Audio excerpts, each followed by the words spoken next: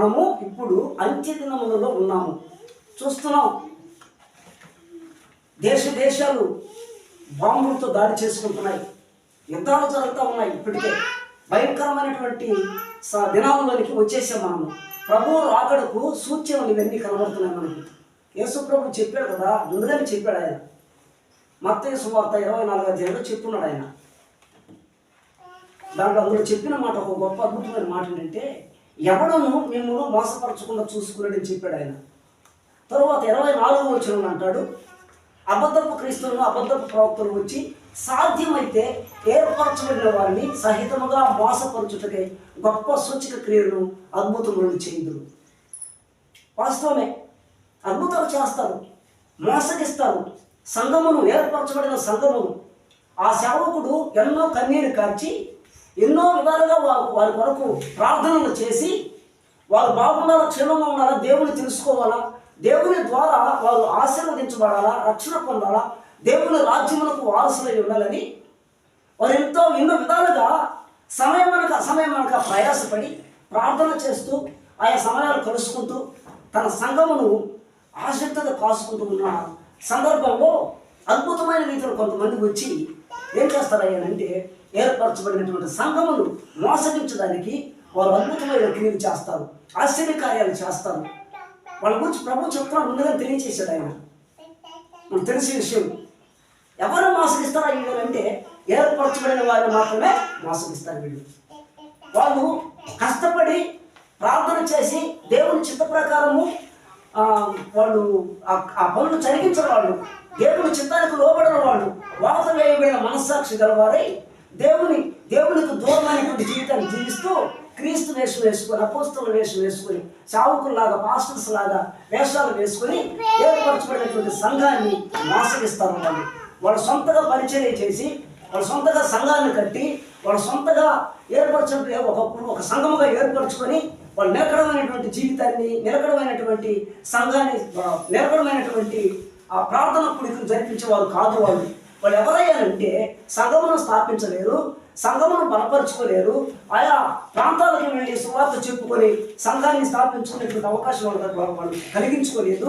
వాళ్ళు ఎవరయ్యారంటే వాళ్ళు ఏర్పరచబడిన వాళ్ళు మాత్రమే మోసగిస్తారు. వాళ్ళు ఓ సంఘ సేవకుడు తెలియకుండా రహస్యంగా చొరబడి సంఘాన్ని పతనము చేస్తారు. వాళ్ళు వీరి విషయంలో మనము చాలా జాగ్రత్తగా ఉండాలి. పేతురు చెప్పాడు ఏమని, 2వ పేతురు 2వ అధ్యాయం చెప్పాడు, అబద్ధ బోధకులు ప్రజలలో ఉండి అటువల్లనే మీలో కూడా అబద్ధ బోధకులు ఉందరు అని చెప్పాడు ఆయన. పేతురు చెప్పింది అబద్ధమా? యేసుక్రీస్తుతో కూడా ఉన్నవాడు కదా, యేసు ప్రభు మాట్లాడినప్పుడు విన్నవాడు కదా ఆయన, యేసుక్రీస్తుతో కూడా నడిచాడు కదా, ఆయన చేసిన కార్యాలు చూశాడు కదా, ఆయన చేసిన అద్భుతాలు చూశాడు కదా, ఎన్నోసార్లుగా ఆయనతో సమానంగా మాట్లాడడానికి ఇష్టపడ్డాడు ఆయన. కానీ యేసయ్య తృణీకరించాడు. ఎప్పుడు? నీతో కూడా నేను మరణాలు కూడా సిద్ధం ప్రభు అని అన్నాడు. ఇచ్చోడా, కోడి కుయికి 3 సార్లు నన్ను ఎరగవు అని చెప్తాను నువ్వు చెప్పాడు ఆయన. యేసయ్య చెప్పాడు మాటలు. అంటే అంత స్పీడ్గా ఉన్నాడు పేతురు గారు, సీమోను గారు. అలాంటి వ్యక్తి మారు మనసు పొంది యేసుక్రీస్తు ప్రభువు వారు పరలోకాన్ని పైకి ఎత్తబడిన తర్వాత, పునరుద్ధారణమై లేచిన తర్వాత మనసు మార్చుకొని ఆయన పశ్చాత్తాపడి పరిశుద్ధాత్మ అభిషేకం పొందినవాడై ఆయన చెప్పాడు ఈ మాటని, అబద్ధ బోధకులు ప్రజల్లో ఉందరు, అటువల్లనే మీలో కూడా అబద్ధ బోధకులు ఉందరు.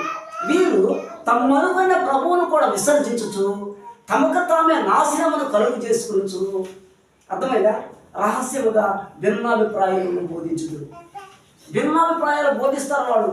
బైబిల్ చేతబట్టుకుంటారు, బైబిల్ గ్రంథంలో మాటలు తెలియచేస్తారు. ఆ మాటల ద్వారా, ఆ చక్కని మాటల ద్వారా హృదయములను గలిబిలి చేసి దేవునిలో ఉన్నటువంటి, జీవంలో ఉన్నటువంటి సంఘమును మరణంలో నడిపిస్తారు వాళ్ళు. అందుకని జాగ్రత్తగా ఉండాలి మనం. ప్రభు చెప్పారు కదా, అలాంటి వారికి తీర్పు తీర్చబడి ఉంది. దేవుడు అలాంటి వారిని వాత వేయబడిన మనస్సాక్షిని పౌరులుగా చెప్పాడు మాట. దేవుడు అలాంటి వారికి దూరంగా ఉంటాడు. ఆ దినమున ప్రభువా నీ నామమున ప్రవచింపలేదా, నీ నామమున దయ్యములను వెళ్ళగొట్టలేదా, నీ నామమున అద్భుతములు చేయలేదా, మీరెవరో నాకు తెలియదు,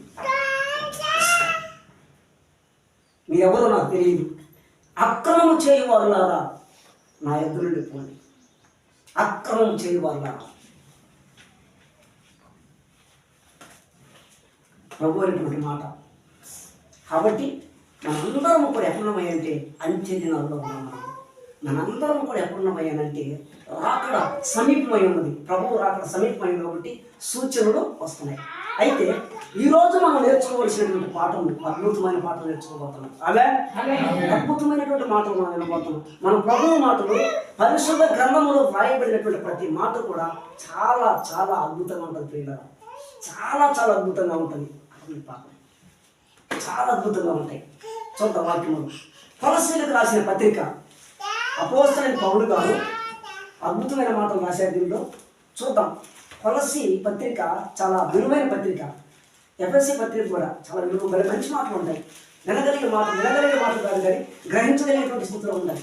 ఆ మాటలు మనం తెలుసుకోగలిగితే, ఆ వాక్యాన్ని మనం అర్థం చేసుకోగలిగితే నిజంగా జీవమైన క్రీస్తు నీలో నాలో మనంలో ఉంటారు ఆయన. స్తోత్రం.